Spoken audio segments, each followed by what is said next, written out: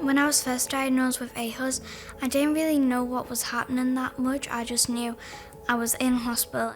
Andrew, Layla's dad, we were contacted by Alexion, the creator of the book. The storybook really helped me to understand it. It's like a fun way of showing you what it is.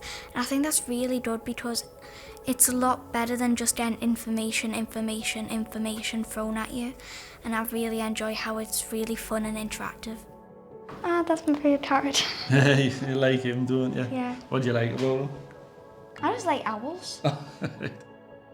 aHUS is where your immune system is trying to fight a germ off, and it overpowers and starts to attack different organs in your body, and mainly the kidneys. I was diagnosed when I was 9 in 2023. I had 20 days in hospital, which was, no work and sort of just everything was focused on getting Layla better, trying to get home.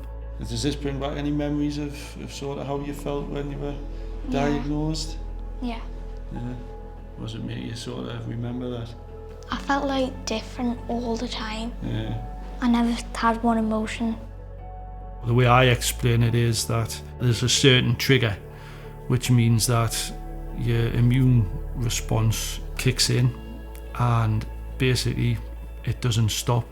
Your red blood cells get attacked and it can affect different organs, particularly like the kidney. And actually there's a brilliant bit in the storybook which explains it very well, which just shows like an army fighting and nobody tells that army to stop fighting, so they keep going at things that they shouldn't be going at. So that's really well explained in that. It described to her what was happening inside her body. Give a better description of maybe what she'd been told by medical people, just a little bit more aimed at her. It's fun as well. It's got things that kids that age absolutely love. You build your own avatar and you're doing quests. That or that? I like the blue one.